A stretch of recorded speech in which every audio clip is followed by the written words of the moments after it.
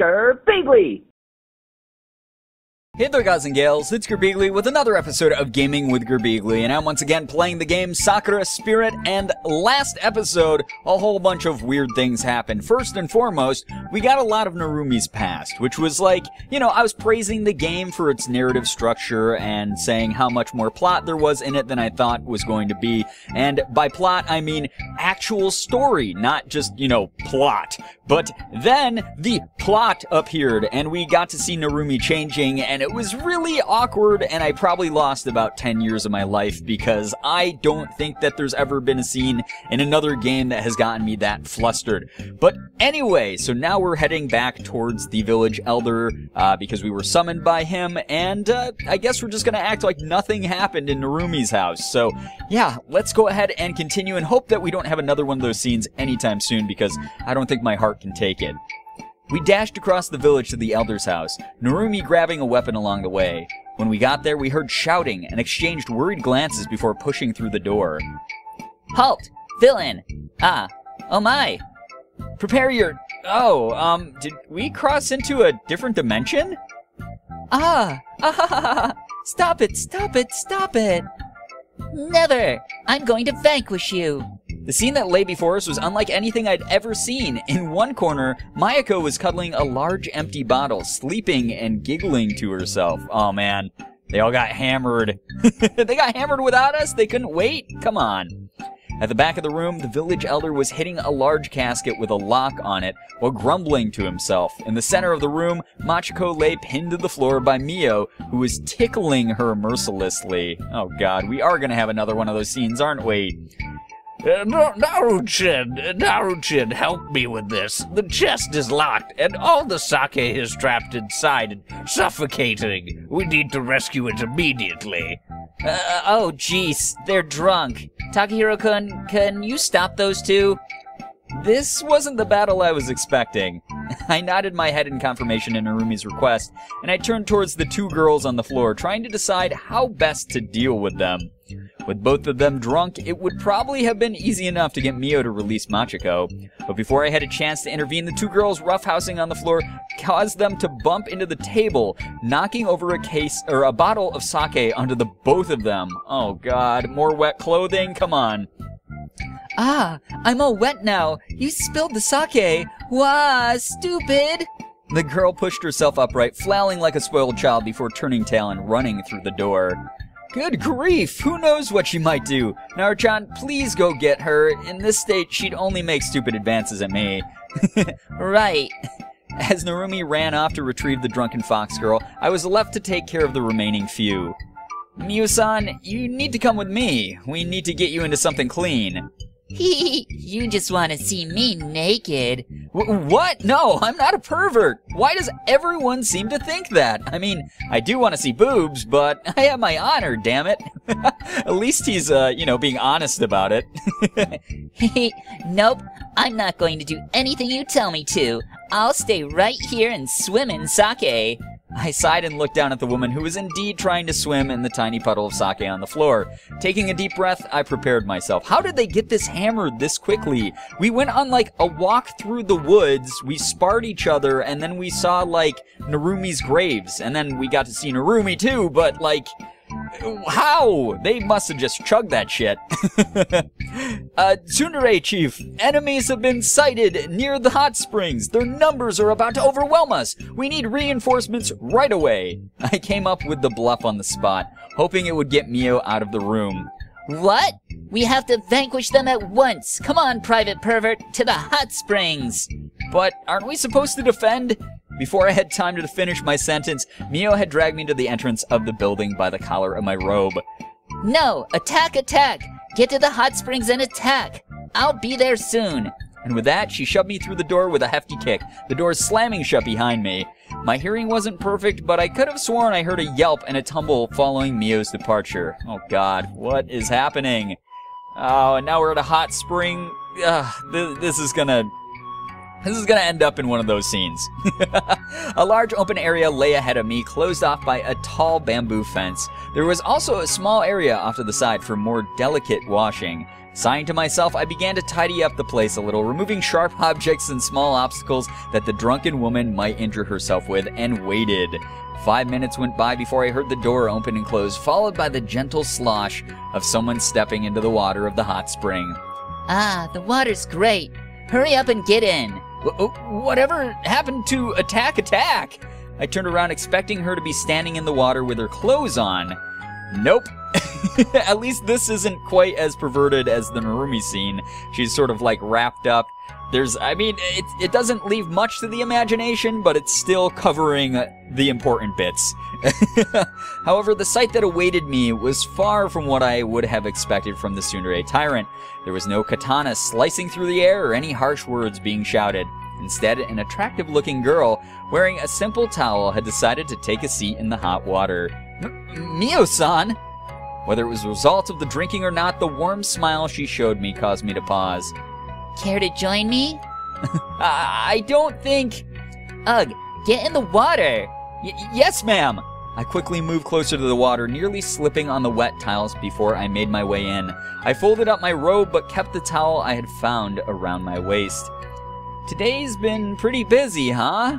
Though the last thing I expected was for all of you to gulp down sake like a baby drinks its milk. The girl said nothing for a while, regarding me with a faint grin on her face. It made me nervous. I would almost rather have her shouting and angry. You don't slack off, do you? I can tell that you train a lot. Huh? Briefly caught off guard by her comment, I quickly gathered my thoughts and nodded in return. Well, I practice judo, so it's natural for me to train my body a lot. I'm sure the same can be said of you, Miyo-san. I mean, you look, rather feminine, but I could tell you knew how to handle a sword. That shows diligence and talent. But above all, experience. You started young, didn't you? I did.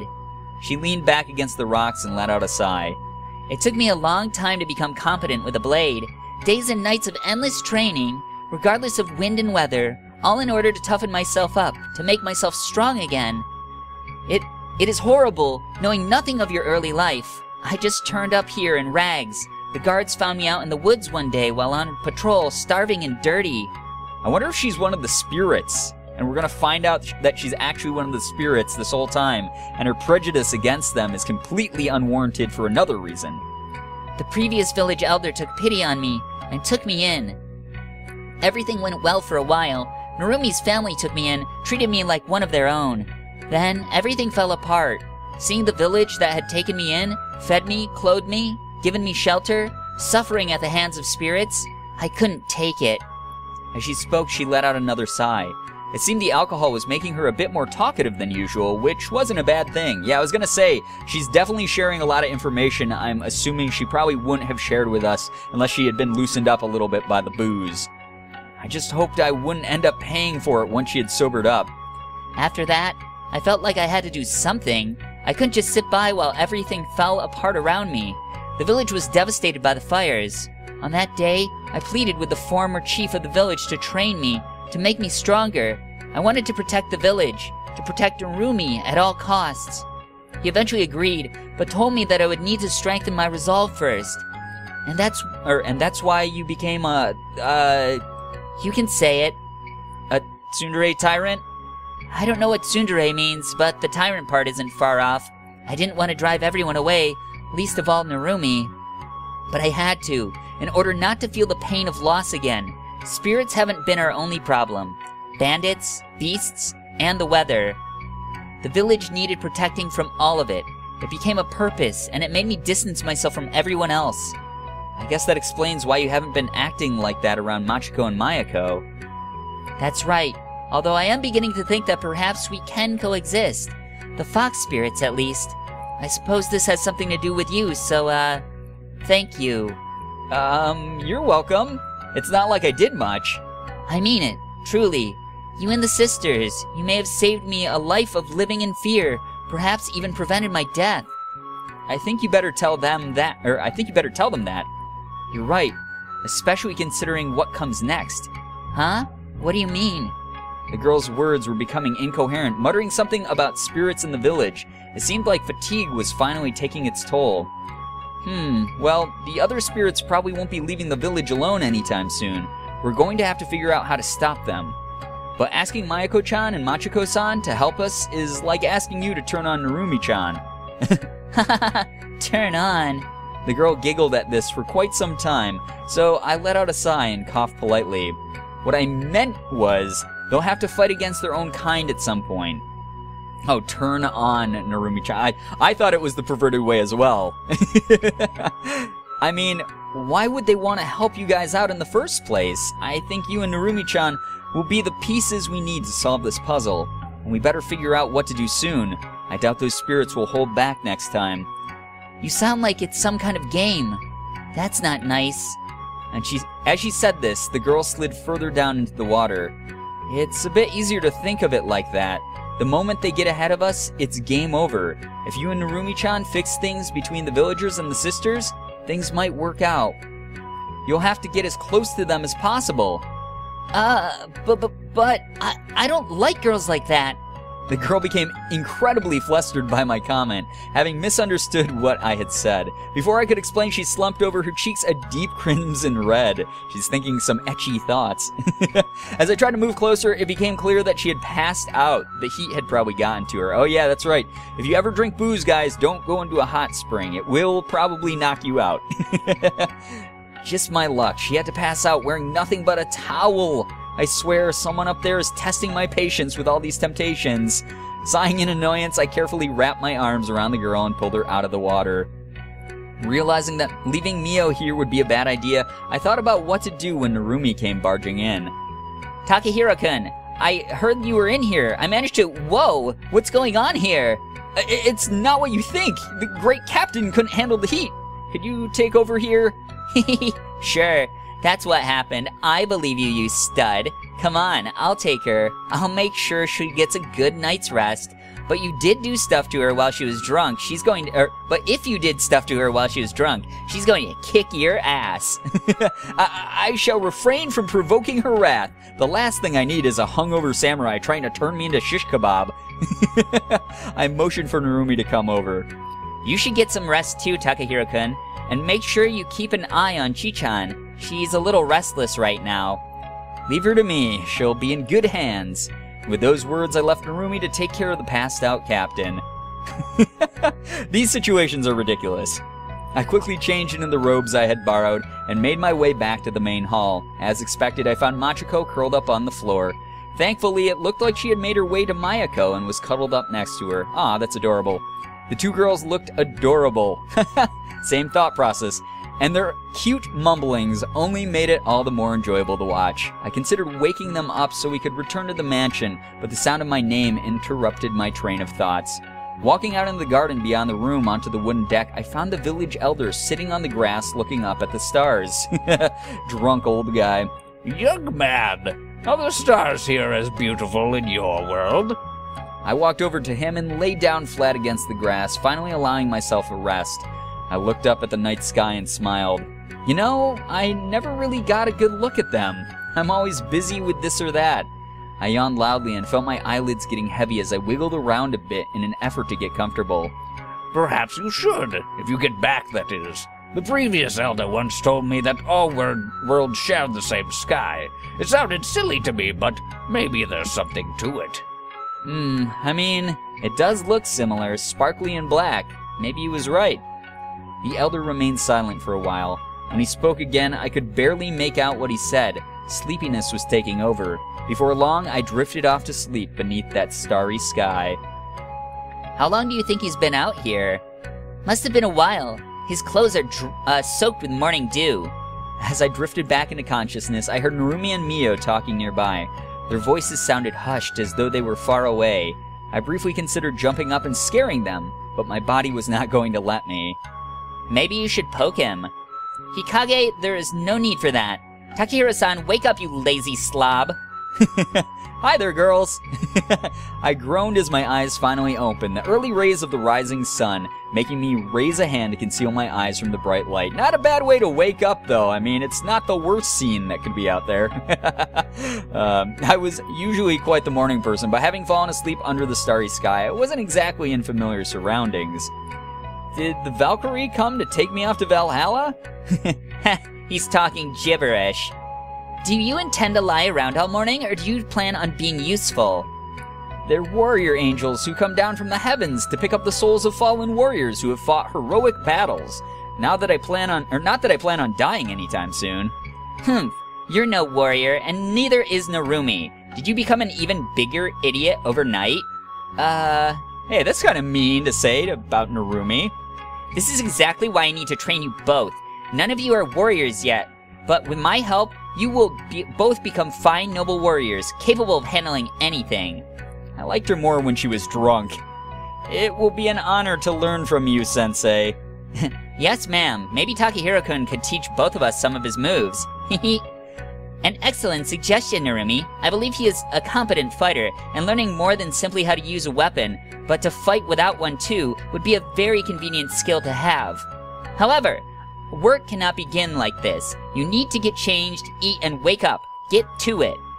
But the grass is kind of soft here, and the view is pretty nice. Yeah, but if we leave, these mountains will disappear. Man, she is so self-aware of her body. That's a convincing argument, Narumi-chan. But I wonder, which mountain would be the most difficult to climb? Mount Miyo or Mount Narumi? Dude, you're gonna get your ass beat in a second. Enough of this idiotic banter, you bumbling buffoon of a boy. Miyo-sensei, can I ask you something? What is it? We've been overwhelmed by the power of your Tsun. Could you please bless us with your dere once in a while? You'd like that too, wouldn't you, Narumi-chan? You might need to explain that. I don't know what that means. Sorry, Takahiro-kun. Never mind, don't worry about it. I'm just saying she should be less of a meanie pants and show us a bit of love and affection while having to motivating your troops. Meanie pants? Will you stop making such ridiculous comments? I ought to slap some respect into you. Angry Miyo. I kind of missed the Miyo I saw at the hot springs yesterday. That was something completely unrelated. You don't know what you're talking about. Stop saying such embarrassing things. Jeez. A personality disorder? What? As if one was bad enough, you're saying we've got two Miyos wandering around? Just wait, Narumi-chan. Soon we'll have a whole army of Miyos. Stop it. Shut up, both of you. Right this instant. This is getting ridiculous. The girl, who is now blushing brightly, turned her back to me and stormed off with a huff, her arms crossed indignantly. Can't handle the heat, huh, Miyo? I guess I better get up before she decides to return and kick me into gear. Thanks for the wake-up call, Narumi-chan. After apologizing to Miyo, explaining that it was merely a joke, the girl had decided that she wanted to train each of us personally. We both waited for Miyo to show up for the first part of the program, which was to take place in the town square. It reminded me of a training camp at the dojo, although I had the feeling that this was about to turn out to be more fun. As we waited, I noticed that preparations were being made for what looked like a festival. I asked Narumi about it, and she told me that it was an annual celebration, happening a few days from now. As we chatted, Miyo turned up sword in hand and a faint smirk upon her face. Uh-oh. Perfect. It seems like you're ready. If there's something every warrior needs, it's strength and discipline. With this in mind, let us start with running laps around the village. Oh no, not laps. That's all? Yes, and those who slack off will be punished. Now run. Without any warning, Miyo drew her sword and pointed it at the two of us. Cringing, Narumi tugged at my arm, making it clear that our teacher wasn't joking. Let's get down to it, shall we? Oh no, she's enjoying this far too much. We will defeat those spirits. Oh boy. Quit your yapping and get to running, unless you're eager to feel the edge of my sword. Oh yeah, she's totally enjoying it. Come on, Takahiro-kun. Let's get going. She's not going to be reasoned with like this. She's a freaking drill sergeant. As I started to run alongside Narumi, I decided to finally take the exercise seriously. All things considered, I was surprised at the pace Narumi was running at. Well, we did mention before that Narumi's really fast. Even though I felt like I could brag a bit about my own physical strength, her stamina was clearly superior to mine. After several hours of running, I found myself on my back. My breathing was ragged and heavy while Narumi was still standing upright, although visibly exhausted, judging from her panting. Miyo had also been keeping up with us, and while she was panting too, she still looked fit to fight and ready to go. Do you do this every day? Not every day, no. Otherwise, we would get no patrolling done. But I cannot fault you for your spirit. You both did well. That was harder than anything we've ever done before. I wouldn't be surprised if Miyo-san ends up being the final boss someday. Your strength and stamina are clearly beyond human capabilities. Clearly. Maybe she's some kind of spirit, here to be mean to us on a superhuman level. Like I was saying, guys, maybe she was actually a spirit who got, like, tossed out of the spirit village or abandoned somehow or lost, and she wandered into a human village and was raised as a human. I don't know. Narumi, how would you like to run 10 more laps around the village? No, I'm sorry, Great Miyo. Please forgive me, I was just kidding. You think we'll be allowed a break if we pray to the almighty guardian spirit of this village? I eyed Miyo as I attempted to hold back my smile, clapping my hands together in a prayer. Narumi giggled and followed my example. Oh, mighty Miyo-sama, you who watch over this village, please bless us with a short break and maybe a lot of money and a beautiful wife and I'm actually going to cut it off there, guys, before we find out exactly how Miyo, the tsundere tyrant, responds to this particular jest, because I have a feeling that she's going to be pretty pissed off. So, anyway, guys, I hope that you enjoyed this episode. We got a lot more of the story done. We didn't get that perverted of a scene, so I'm not blushing quite as much as I normally am at the end of these episodes, but hopefully it was still enjoyable for you guys. I hope it was. It was to me, and if it was to you, please be sure to hit the like button, share the video, and favorite it. Also, be sure to subscribe to me if you guys haven't already. For those of you who have, thank you so much for all of your support. You guys are the best in the world. I love every single one of you, and as always, it was great seeing ya. Bye-bye. Girbeagly.